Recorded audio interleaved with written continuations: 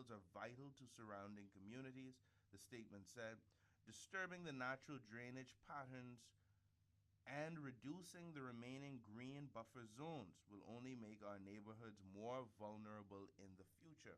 Barnett Ellis and Robinson said the decision flies in the face of the Davis administration's international messaging surrounding climate change. Climate justice cannot be a slogan abroad and an afterthought at home, the statement read. The residents of Papal Tract, Highland Park, and neighboring communities deserve protection, not platitudes. Barnett Ellis and Robinson called on the government to conduct thorough assessments before continuing with the project. A truly responsible government would pause this project, update the environmental and drainage assessments, and engage residents honestly before pouring another yard of concrete, they said. The Free National Movement stands for development that is sustainable, transparent, and community driven. We are calling on the Davis administration to halt further approvals until the necessary studies are completed and to prove that environmental stewardship and public safety are more than political talking points. The Bahamas cannot afford to repeat the same planning mistakes that have already left too many communities flooded and forgotten. So let's discuss that, ladies and gentlemen. 3268255, 3225683, 3225477 are numbers to call here today. I believe we also may be live up on our YouTube channel, running live to you. You can tune in to us. We have a camera in studio this morning. You can tune in to us live on the JCN News YouTube channel. But this morning, ladies and gentlemen, as I mentioned, this article, in light of the conversation that we had yesterday, in light of the ongoing conversation that we've had about this new public hospital. And yesterday I read to you an article in which the Minister of Health talks about the conditional approval of funding. Contrast that with the statement by these two candidates who say that not another yard of concrete should be poured, despite the fact that the property hasn't even been cleared as yet. But when I look at all of the reasoning, all of the issues raised in this statement, the environmental factor, or even the flooding factor, which I believe is these two candidates playing on what is a real and legitimate concern for persons living in. As our audience joining us through YouTube, live on JCN News' YouTube page this morning. But so far, Mr. Forbes, I've been discussing revisiting in light of this article that ran on the front page, or ran in one of the daily newspapers this morning, which is the criticism by these two candidates for the Free National Movement of this proposed hospital campus in Western New Providence. Your thoughts about it? I don't know if you had the opportunity to see it. I can explain it to you if you haven't. Well, I haven't seen the Tribune. I just saw the Guardian this morning. Yeah, it's in the Guardian. Oh, well, I haven't had a chance to see that particular article. But what I find interesting is, the critique that comes from the other side. Whoever's in power, you have no idea is a good idea if the other side is proposing it. And I think we need to get away from that. And we need to get to a point where if the idea is, a solid idea and the criticisms are valid, then we should entertain them. But relative to this hospital, I don't think the drainage issue is a major issue, because all you have to do is put in place the civil engineering that will, as they say, mitigate any flooding. When you look at, when you drive out Bahama, you see the drains. When you drive on Atlantis, you ever seen Atlantis flooded or Bahama flooded? Because they put in those. I mean, Cable Beach is mostly swamp historically, but you don't see any flooding there because the civil engineering was put in place. They didn't just put drains to say they put drains. They put drains there that actually work so that it flows somewhere and it doesn't overflow. And so the reality is, like I've said before, we have a habit of doing things to say we did it but not doing it. In other words, it's more form over function as opposed to function over form. Okay, the drains work in Cable Beach, the drains work in Atlantis. Why can't they put drains, say, on Dalzell Street that work, or on Bay Street that works? You know, the rain we had a few weeks ago, it was flooded by, that bank there. I don't know if they sponsor you, so I won't say the name. um, and by right after you pass Elizabeth Avenue, every time it rains, it's flooded, and basically from um, I think it's Elizabeth Avenue or Victoria Avenue straight down to almost the pond gets flooded whenever there's a heavy rain on Dalzell Street. Would it surprise you if I told you that was not so 70 years ago, or 60 years ago, 80 years ago? No, that wouldn't surprise me at all, um, because the reality is common sense, I think, prevailed back in the day. If you go down by, um, they complain, but then they put on the jersey. And as long as their team is in power, nothing's wrong with the country. And that's the problem we have in our society.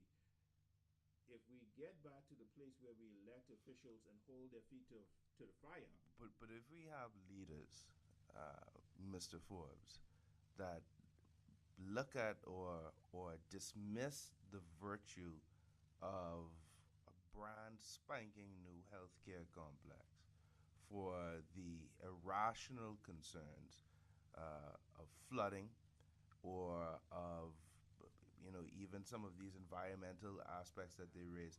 You know, my we had recently on the program a former surveyor general, friend of mine, uh, who once told me as we drove through South Abaco and passed through some of the areas that were devastated by Hurricane Dorian, and even at that time former site where the mud was.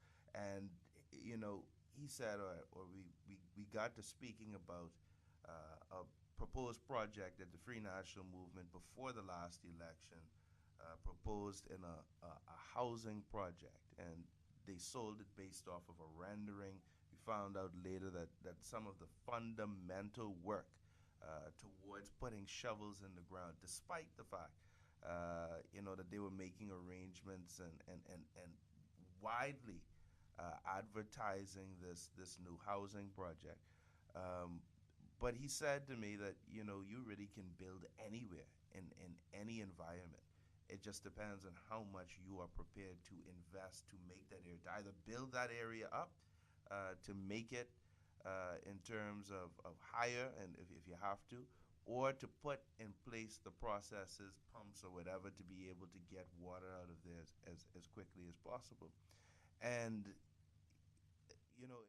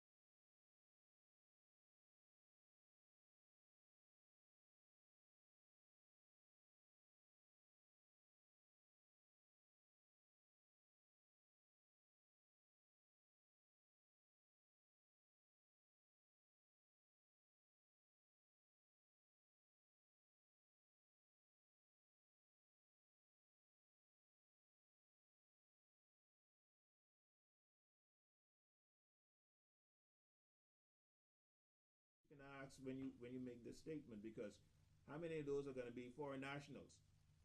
And are we going to be facilitating foreign nationals to have children in this country?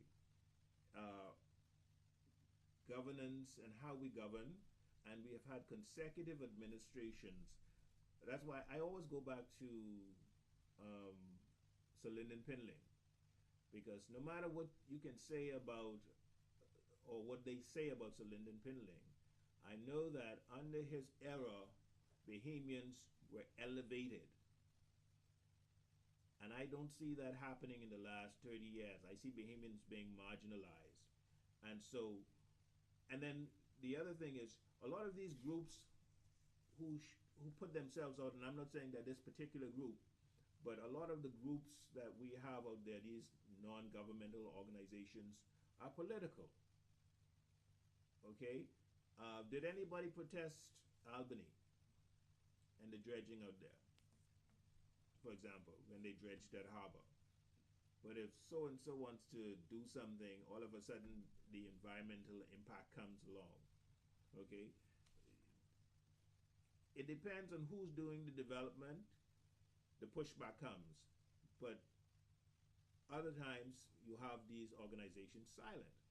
But in my point is there should be, given the, and looking at this issue, you know, the Free National Movement and what you alluded to, this plan that they rolled out in terms of these promises, an allowance or a stipend of $200 a month for the first 2 years of life to mothers, for children, $100 a week in stipend to, I believe, persons who are or young people, I believe, who, according to this, are trying to get into training courses to gain skills. Now, it's transparent. Now, this is just giving people money, right? It's transparent in terms of what this is about, but going further down to when they talk about healthcare, hiring 100 new doctors and 200 new nurses. Now, if you're talking about hiring all of these doctors and nurses, why would you criticize the creation of a healthcare facility? With the current complement of doctors and nurses and everything that we do have, and all of the capital works that are needed at the Princess Margaret Hospital, I don't see why a new healthcare campus would not be beneficial. And this is exactly what I'm saying. The logic of the criticism doesn't make sense when it is, because you don't have logics if you have a subjective view, because the view of the opposite side, who's out of government, is always to say what they're doing is not the best thing. Because but they can't oppose the idea of a new hospital in principle, because that wouldn't make sense. So that's why we're talking about these red herrings and the environment and drainage and all of these different issues. But we had a prime minister who was a doctor, okay, in the last administration. And if there was ever a need, you would say, which was exemplified actually during COVID, with the chaos that ensued during COVID. Why wasn't it proposed then? So the reality is there's insincerity, and that is why, like I said before, I believe that the independent individuals who are putting themselves forward are going to fare better over the next few elections, because people in the society are looking for voices that aren't singing from a hymn sheet, who are actually saying, look, I feel your pain, I understand your pain, and I also am not on anybody's purse strings.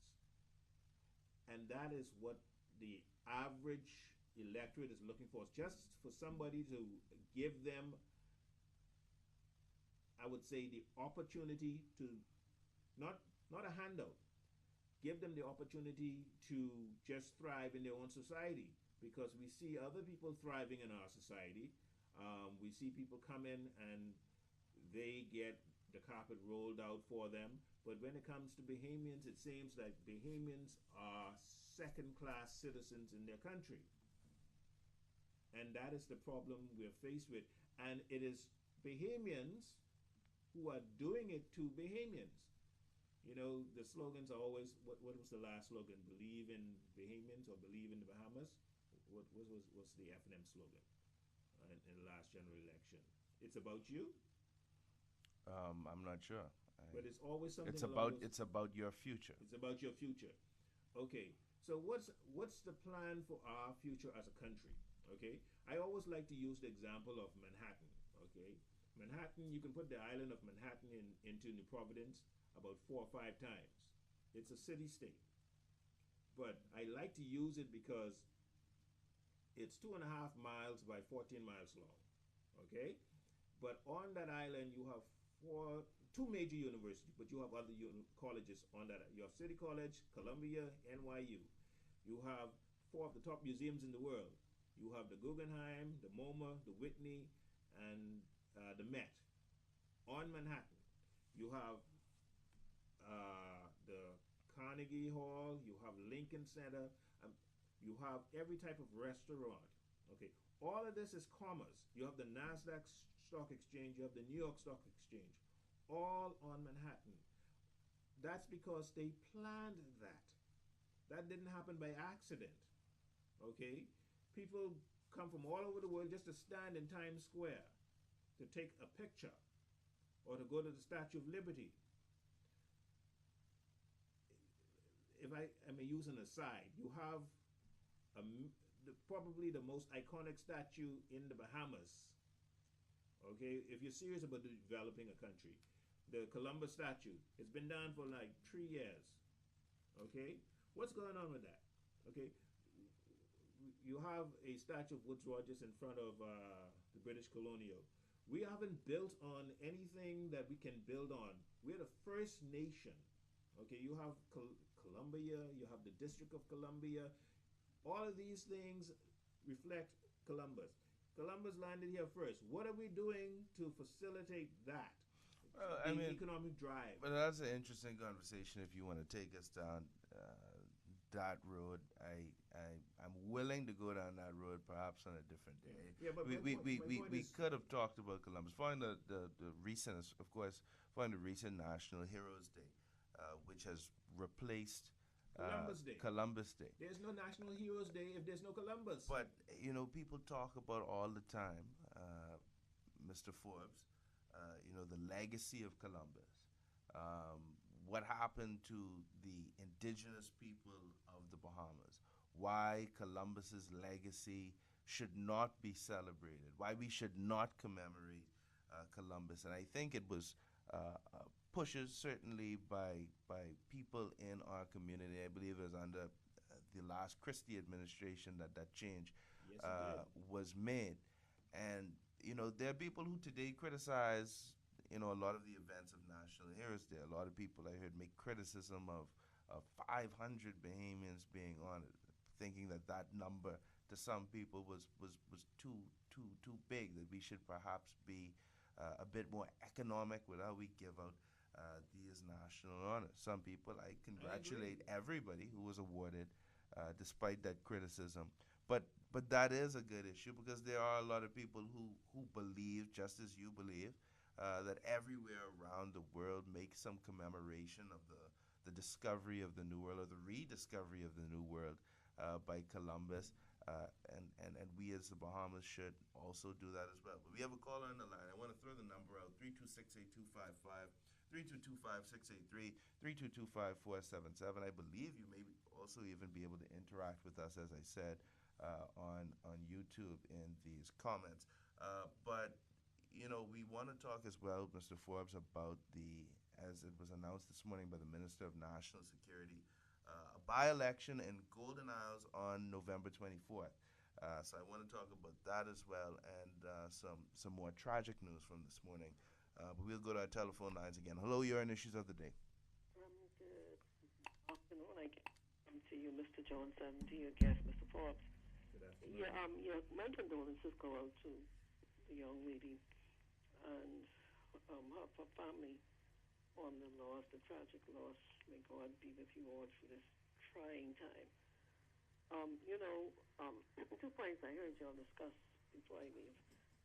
I want to make in reference to the independent parliamentarian, and that you say that the chances in your estimation seems good. Seems positive in reference to the upcoming general election.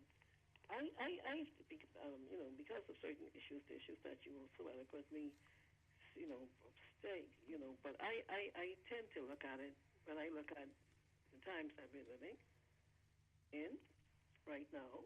I beg to differ in my view because of the simple fact that it's about the economy, it's about the mentality of what what's in it for me. What can I to get them there the quickest? And my next point is in reference. You mentioned with the Columbus and the statue. Yes, I agree about our history. We have to always remember our history in order to move on with our future, step into our future. But my issue is the location where Christopher Columbus, where he was, where his statue was. I would prefer that be when they erect that again. I prefer them moving out someplace else. I don't by the wharf or something. I have a problem. This is the Bahamas, and it's about whether he had played a role in this as or whatever.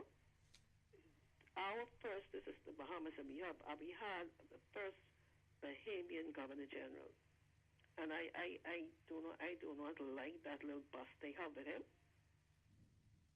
out there in the square. I don't like that. I think a statue of him should be erected where Christopher Columbus was, right? And they can put Christopher Columbus somewhere else by Iraqi, by the long wherever they need to put him. But put him somewhere else. But I have no problem with his statue being erected. But it's just a location issue that I have a problem with. But you all stay safe and have a good day. You have a good day. Okay, thank you, Pat. Thank you for your call. I agree with both you and Mr. Forbes. I believe that we should do a better job in commemorating certainly the national heroes, the legitimate national heroes of our country, and in all of the cities that I've been to. And Mr. Forbes sort of chose Manhattan as an example, but they all have statues of figures who have been prominent historical figures to the development And of, books written of, about them. of that certain area, or even other persons who would have been inspirational to persons of that country, but may have been from a different country. There's a statue of Abraham Lincoln outside the United Kingdom Supreme Court in London.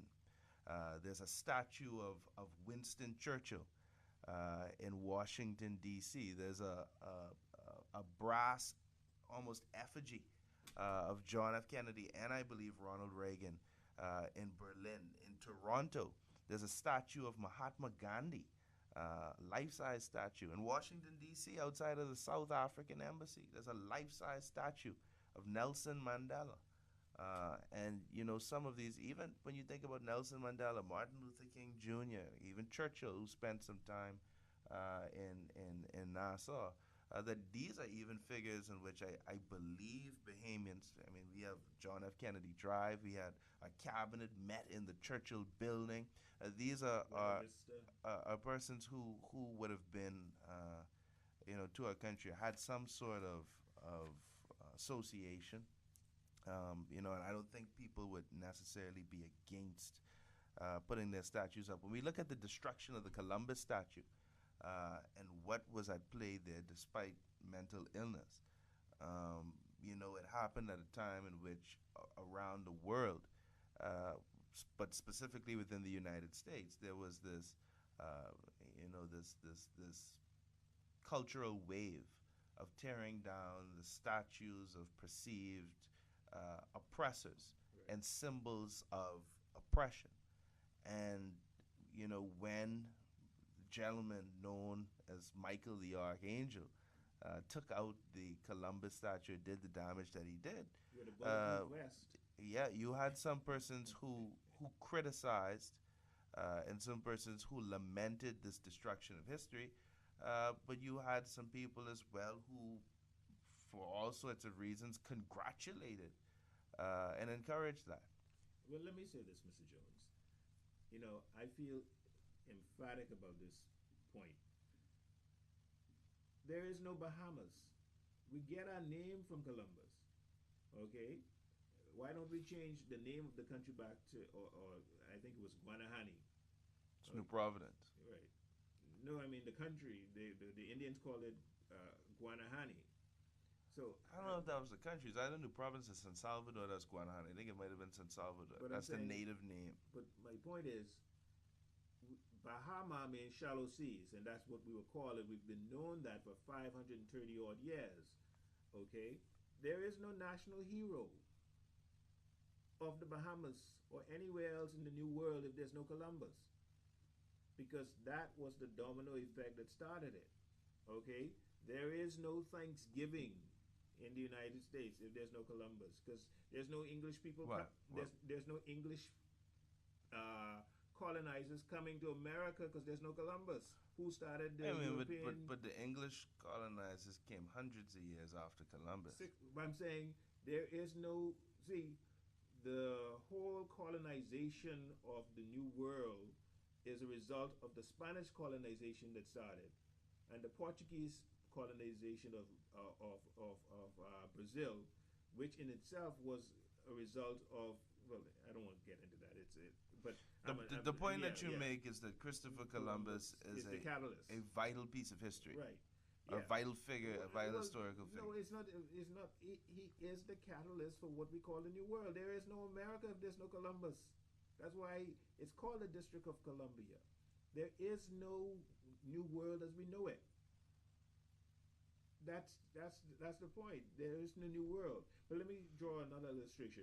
Next Monday, the United States is celebrating Thanksgiving, right? What is Thanksgiving? Thanksgiving celebrates the English settlers landing at Virginia. Okay? Before they even became a nation, they're celebrating this historical fact of Thanksgiving. It's the first successful settlement in the now United States. But they celebrate it as their biggest holiday. But that's different. Thanksgiving is celebrated in the United States as its biggest holiday because of the commercialization of Thanksgiving. It's commercialized. What do you think is the biggest holiday in the Bahamas? Junkanoo. I get your analogy, but you mean Christmas. But once again, because of the commercialization of Christmas and Junkanoo. No, but my point, though, is that the reality is it may be commercialized now, but it couldn't be commercialized if it wasn't established. And so Thanksgiving is an established holiday that commemorates 1647. The United States became a nation in 1789 or 83, somewhere around there. They declared independence in 1776, but officially they became a nation in 1786. They commemorate that. Let me draw another illustration. We've been officially British for 300 years back in 2018. Do you recall anything celebrating that? The Woodes Rogers statue is out there. The Woodes Rogers Wharf, probably one of the oldest places of significance in New Providence, was filled in to facilitate that port. See, what I'm saying is there's nothing sacred. Okay, Myla Butler's clapboard house burned down. Nobody thought to rebuild that. That whole area could have been a museum to Sir Milo Butler. You see, that was Pat talking about the bust of Sir Milo. Well, that happened under Sir Lyndon. He recognized the importance of the first Bahamian Governor General. That's there. Okay, now they need to polish it up, but it's there. So, Sir Cecil Wallace Whitfield's office or house on East Bay Street near the Pilot House, that burned down or it was knocked down. I'm saying that we aren't commemorating. We talk national heroes, but we don't actually really commemorate our national heroes. Orville Turnquist's house, why wasn't that rebuilt? See, but all of the things that you talk about, right, or should be national focuses. I mean, they can't be because we get into the trivial details of the weeds of some of these different things, like where we'll put the hospital if we need in a country of 400 and something thousand people, a third hospital and a second in the most, when it comes to population, the most dense area in our country. But these are the things that we think about doing. In other countries, you have people, committees, persons who have authority to do these kinds of things. But we talk about the approach that the central government, the very involved approach that they take in doing everything, and they're even when you look at some of these. They couldn't go to the other schools, right? And only the black elite went to that school. And why hasn't that been turned into a museum? This is the 100-year. Fellow washing cars in front of it right now. But this is the 100-year anniversary of Government High being established this year. Mhm. What has been done? Some of those people who went to that school are still alive. So what do you? I mean, what we're talking about, right? And this is not anything earth-shattering.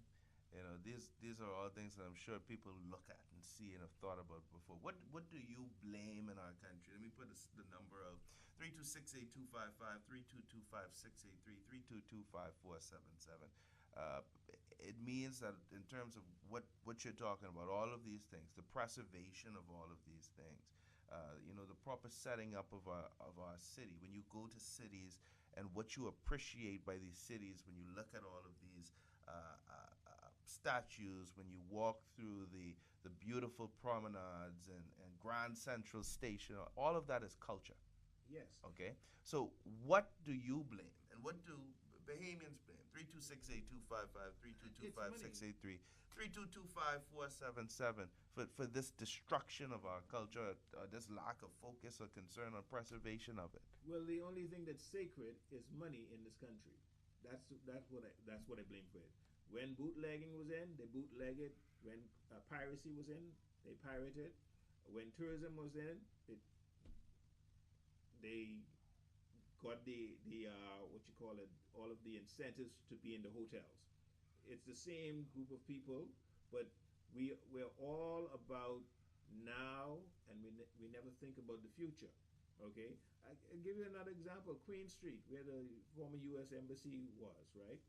It's one of the most beautiful streets and one of the oldest streets in New Providence. And not a lot of people know that they could have walked down there even when the embassy was open. But it is one of the most beautiful cities one of the beautiful streets in the country. And so it comes back to the same thing I talk about.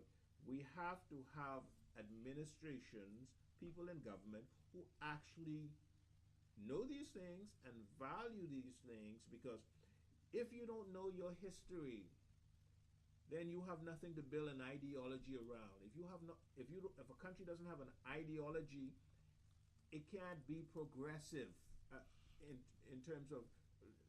But this has been known for centuries. That is why when you go to Washington D.C., it's so impressive. It was designed, it was laid out. You think you're in ancient Rome when you look at some of the buildings and the Lincoln Monument and all of those things. Yes. You look at most of the cities of Europe. It's the same thing. You walk around and you see these impressive buildings that will stand for hundreds of years and speak to the ingenuity, speak to the focus, speak to the work ethic of a people, of a civilization, right? And you look around at our city and you don't see that. People who I know or who I meet abroad and tell them I'm from the Bahamas say, well, I've been to your country and it was a dump, right? And you think about the fact that, and we're about to build a new parliamentary complex, and we ought to, but look at the new, and I'm interested to see what that's going to look at, because you look at that new U.S. Embassy building that's built, and to see it even at night when they light it up is very impressive. and It's to a think thought. and to think about now we are going to build a parliament complex, and I really want to see how it will. And I believe part of the reason, or part of what we should gain from that impressive building, is inspiration to build something that will stand, timeless throughout the ages, as really a personification of what this country should be about, of the glory of the position that we maintain and exist in as, I believe, one of the greatest countries in the Western Hemisphere, We have, and the greatest little country in the world. I think we have the second or the third oldest parliamentary democracy The in. third, behind Barbados and Bermuda. We have to go to our telephone lines, Mr. Forbes. Hello, you're on Issues of the Day.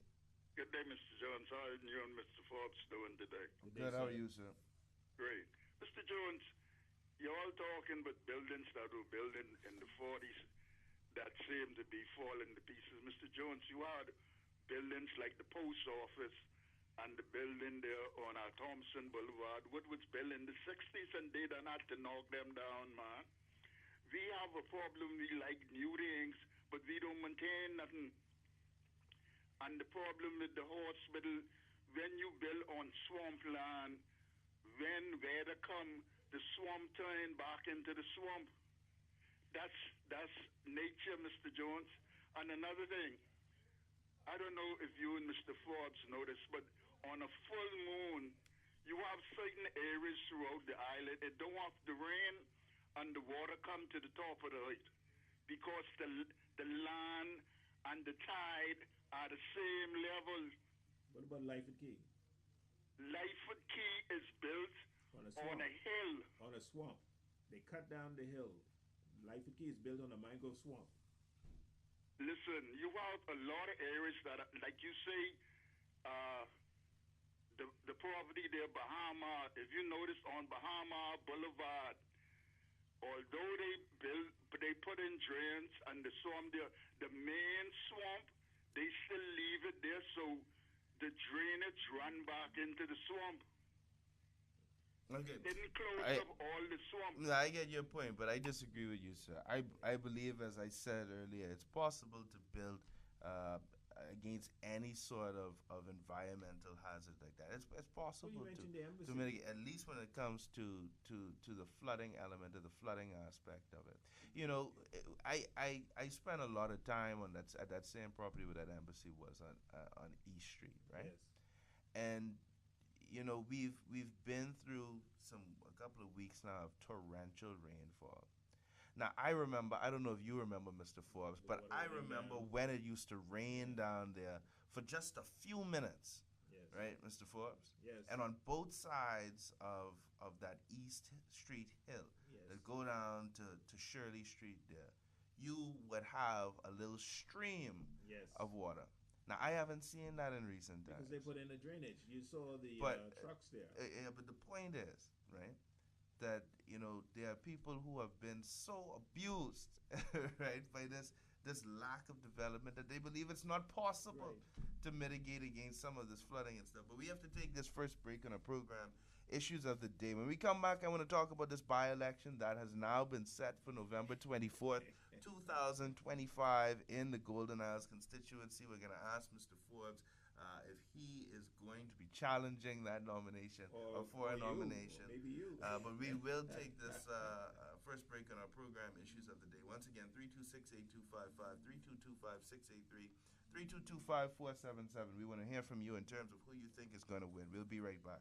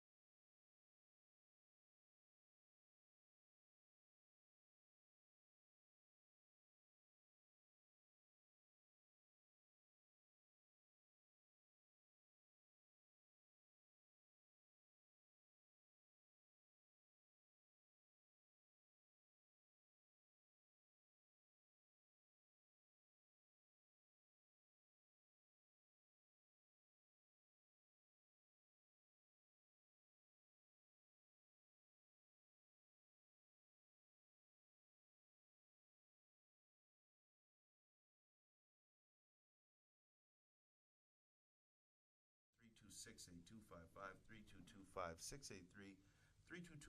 683-3225-477, a number to call here today on a program, Issues of the Day. Before we went to our break, ladies and gentlemen, I announced for you that in the House of Assembly this morning, the Minister of National Security made the announcement that a date has been set for the by-election in the Golden Isles constituency. It's been set for November 24th, 2025, according to Minister of National Security, Mr. Wayne Monroe, this morning. Prime Minister Philip Davis confirmed that the by-election, of course, was forthcoming last week at the PLP headquarters as 14 candidates were ratified for the next general election, including Senator Darren Pickstock, who was ratified for the Golden Isles constituency.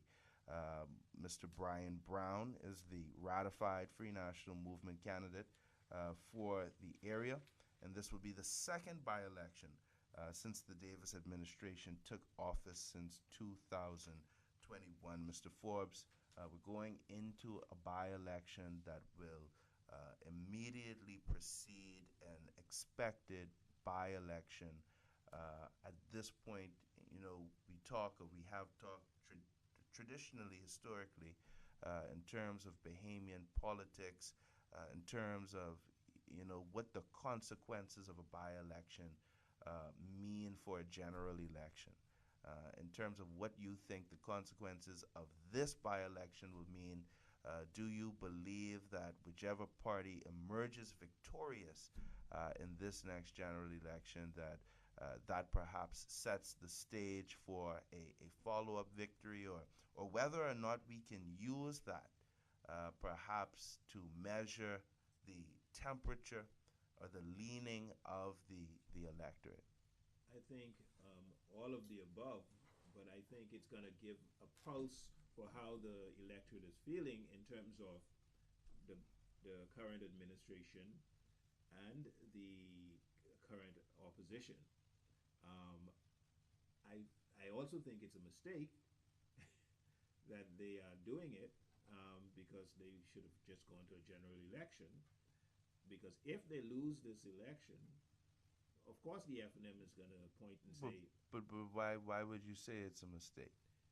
Well, you sound like the leader of the opposition who says that the prime minister prefers to have a by-election when one is constitutionally mandated.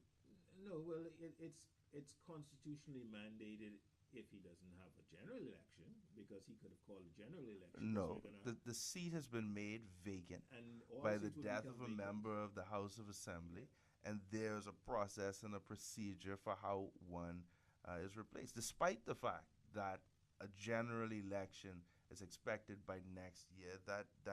That makes no presumption that the Prime Minister ought to call a general election. I'm talking in terms of political strategy. First of all, it is the hopes and dreams and aspirations of those who want the Prime Minister to go to a general election that he does so. Not really. I'm saying, okay, Mr. Pintad calling for a general election is foolish for the simple reason that they are not ready for a general election, I think. Personally, I don't think they are 100% ready as the considered front-running opposition party. Well, the Free National Movement, despite the fact that the leader, the deputy leader, and the chairman have not been ratified, they still have ratified more candidates than the Progressive Liberal Party to date. But they said they would have ratified back in May. So, but I'm saying, my point is that the opposition shouldn't be calling for an early election simply because they're not ready. And they should want the government to go its full term, because the longer the government goes its full term, the more evident its faults will be shown, and you have more ammunition against them. Mind you, there's a lot of ammunition against them that they haven't emphasized, but that's, as they say, another kettle of fish. But I think that it's a mistake strategically for the government to be going to a by-election. What comes to mind is 1968, when Uriah Markby died, and so Lyndon was faced with the choice: Do we go to a by-election with the slim margin and possibly lose, or do we go to a general election with the momentum that we had, where we now got an even amount of seats plus two independents who came over and joined us, and he took the gamble and he called a general election, and they won overwhelmingly at the general election. And I think that it is a mistake. I also think we're going to an early election still, in spite of this by-election. Since that was done in 68, how many other times has a prime minister, when he could have called a by-election, decided to go to a general election? Well, Despite that one historical moment. well, the circumstances, I can't remember how long Uriah had been in Parliament, but we're 4 years basically into this government. And the seat in Grand Bahama was a different seat because Obi had held it, I think, back to back twice, and then he lost it to Patricia Parker, and then so he was holding the seat. So they stood a better chance of winning that seat, I believe, than Golden Isles, because Golden Isles previously was an FNM seat, right? Yeah, Golden Isles was Mr. Vaughn Miller, who won it for the Progressive Liberal Party. Exactly. Previously won it for the Free National And so Movement. it's a swing seat. Then before that, I'm trying to remember, you had some other people, I think, who represented the seat as well. And so, and you know what comes to mind with that also, as an aside, Renwood Wells. Okay, similar situation. He won as a PLP first. Mhm. Then he switched side and ran as an FNM, and now he's running as an independent. Okay, now you can correct me if I'm wrong, but I think Bambutan was once held by Tennyson Wells as an independent. Is that correct? I think so, yeah. Okay, so you see that seat is a very tricky seat as well, and I wouldn't be surprised if Renwood Wells wins that seat as an independent. In fact, I think he should have run independent in the last general election and distanced himself from Mr. Minnis. That I don't think it's just that they voted for him based upon the party banner. But there are other persons who have used multiple parties as revolving doors, as just a stepping stone or opportunity to I'll give you an example. to gain power. I'll give you an example. Patricia Parker. Obi Wilchcombe, the late Obi Wilchcombe, beat her by 500 votes when she first came out in 2012 or 2017, whenever she ran against him. She did very well. They were able to hold that seat not just because of their party banner, but because they are part of that community. And so they must have had something beyond the politics. That's what I'm saying. Yeah, let me ask you this question. Let me ask our listeners this question. 326-8255, 322-5683, 322-5477, and we'll give you priority if you live in the constituency of Golden Isles. But who do you think is going to win at this point? We have a by-election that's expected in almost exactly a month, right? A month from Friday. That's a little bit of time. I mean, in terms of how you look at it, I heard in this upcoming New York mayoral race now, one of the candidates says that to be the mayor of New York, you have to campaign for 20 hours out of a 24-hour day. Now, we're talking about two candidates now. The Free National Movement has ratified Brian Brown, who's been on the ground before. He's been a part of the community. I believe he's lived in the community for some time. 30 years, I think And you have Mr. Darren Pickstock, who is a senator who has served from day one of this administration as a senator, as well as on different statutory boards. He is presently, I believe, currently the chairman of BAIC. So really a lot of his success, I imagine, Mr. Forbes, hinges on the popularity of the government. When you say his, who do you mean? Mr. Pickstock. Okay. If he is successful, that success will hinge on the popularity of the government in Golden Isles. Now, when you look at Mr. Brian Brown, certainly you mentioned that he lives there, has lived there for some time. Um, he's looking, I think, more at a personal relationship with a lot of the persons who live around him. I don't know. Um, I've never had I guess, a overwhelmingly great personal relationship with all of my neighbors, but I've never been a community organizer like Mr. Brown. Right. So maybe, perhaps that could play to his benefit. That could be a high point of his campaign. Why don't you run? But no. But the point is, the question is, out of these gentlemen so far who have proposed themselves as candidates, who do you think will win? Who has the edge? Well, does the COI have anybody in there? I'm not sure who the COI's candidate is. Because Actually, I did see a video of the COI standing up in the pouring rain with the gentleman who is their candidate. Mr. Bain kept on calling him Brian Brown, but I'm not sure. I think he has one of those names in common, either Brian or Brown. I don't know. well, not knowing the two gentlemen personally and politics as it is. Personally, I don't know Brian Right. Brown. No, I've I'm never saying- met him. No, I'm saying me I personally. know Yeah, things yeah, about him yeah. because he's under the banner of a major political party in our country. So that would distinguish both of these candidates from any other independent candidate who will throw their hat in the race. And I know you believe that the independent candidate, for some reason, has this edge, but I just don't see it in this one. And I think the majority of people who are looking or watching this will probably feel the same way. Well, it's hard to call simply because I believe that the electorate is dissatisfied with both parties. But if I were to place a bet, I would give the FNM that seat.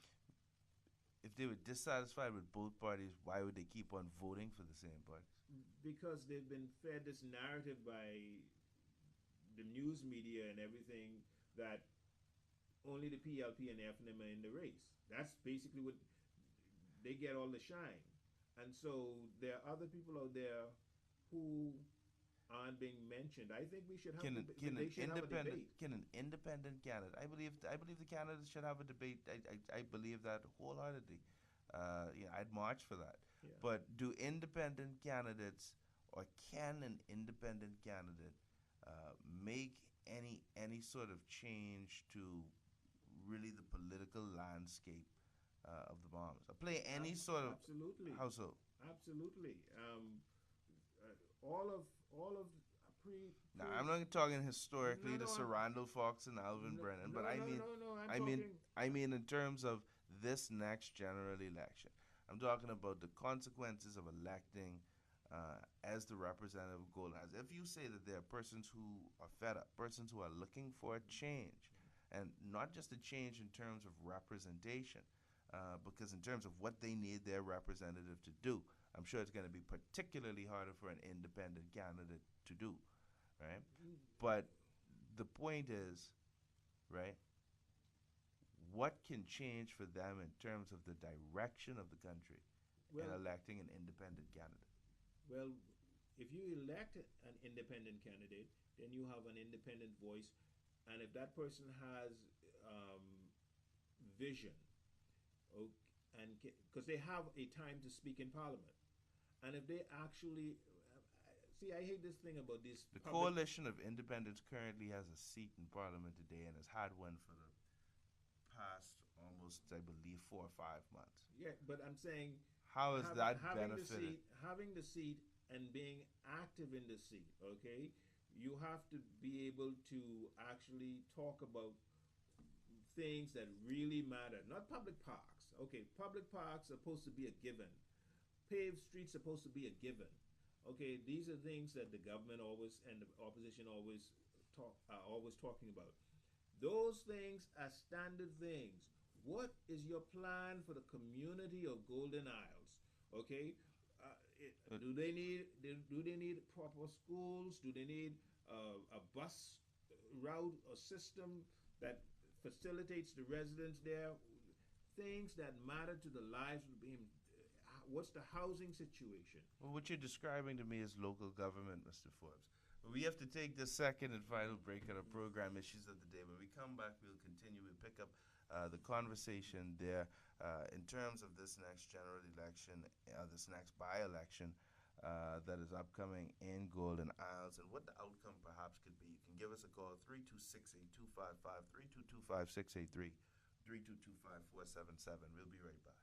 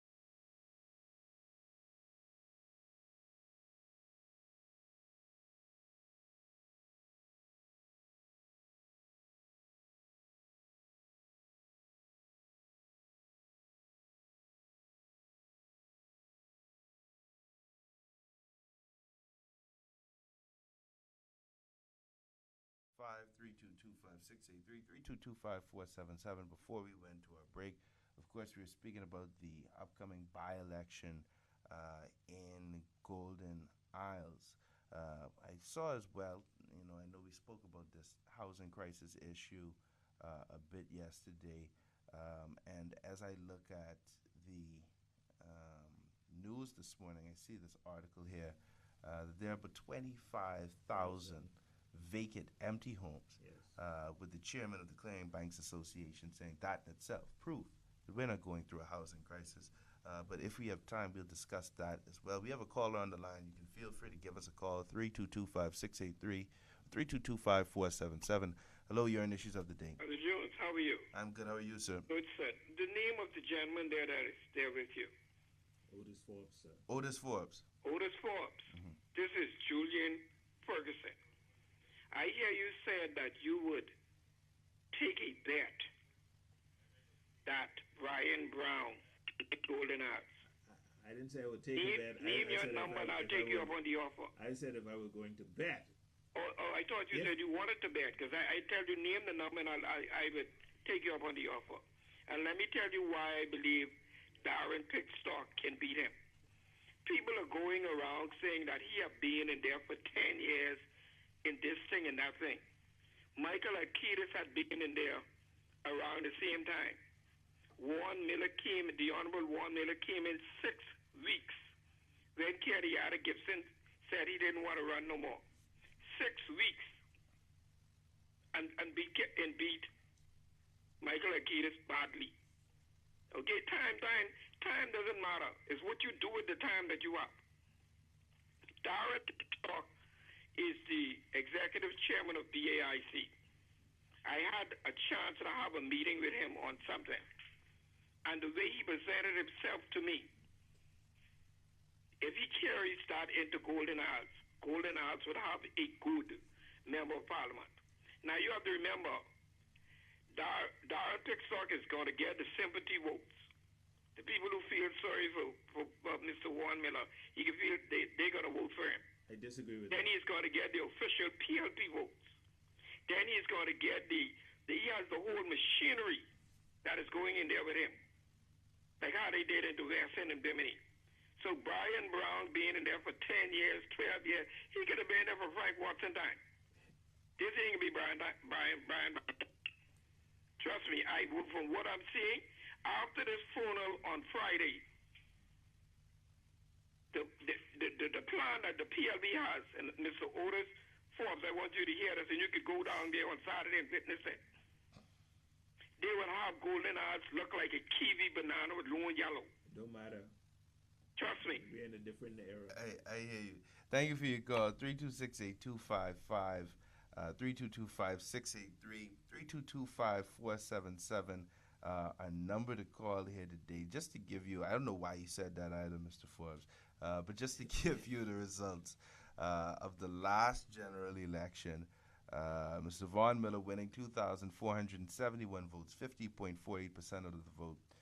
To Mr. Brian Brown, the FNM, 1,844 votes. You had 346. You had 346 grown people who got up, put on their clothes, got ready, got in their car, and went out there to vote for the COI. Yes. 123. I told you. 123 people who voted for the DNA's Anton Ferguson. Karen Shepherd taking 62. The United Coalition Movement.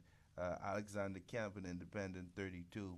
And just for completeness, Grand Commonwealth Party, Eric Bass with 17 But points. on that I'm s- looking for 2016, no, but on that 2017. on that COI, 346. That's about how much percentage of the vote? Because that's about almost that's over 10% of the vote, right?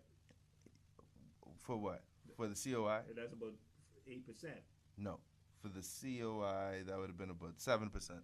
But we have to go to our telephone lines again. Hello, you're on Issues of the Day. Hello, good afternoon. Yes, I want to make a contribution. I heard the gentleman said that Darren Brown was in the area for the past 10 years or so. Being in the area doesn't count. In the area and nobody doesn't count. And that's what I said to them. Being on the ground, most of these persons who making comments, I'm on the ground in Golden Isles. Let me tell you something. Mr. Pickstock beat the pants of Brian Brown. That's my opinion. Most of the persons who making comment, they don't even live in the area. I have a question They don't live in the area. for that But caller. my opinion, no one haven't seen him in the past 4 years. He said he was on the ground and he never left. Being there never left, that don't count. So we'll see. Like I tell him, best man win. But I feel like Pickstock will win. He's gonna win that area. Okay, thank you for your call. We'll go to another caller. Hello, you're on Issues of the Day. Mr. Jones, how you doing? I'm good, how are you? Good afternoon, Mr. Forbes. Mr. Jones, I don't live in the area, but I have a lot of friends and a lot of family members in the area. And Mr. Jones, to be truthful with you, a lot of persons, more persons say in Brian Brown than any other of the candidates. And I'm convinced that both candidates, other than Brian Brown, believe that Brian Brown is going to win. I heard them using the F&M slogan, I heard Mr. Pitcock said boots on the ground. Brian Mann was saying boots on the ground for the past year now. I heard the DNA candidate say he works for you. Brian Mann was saying he works for you for the past year now. So I think even the candidates who's going to run against Brian realize that Brian Mann will win the seat. Okay, I hear you. Thank you for your call. I see here, according to this website, in 2017, the FNM won Golden Isles. That would have been with Mr. Vaughn Miller, then the Standard Bearer, 3,374 to the PLP's 2,058 votes, DNA 541, and 10 other votes going another way. But so far, we've had it sound like about 2 callers for, 2 callers against.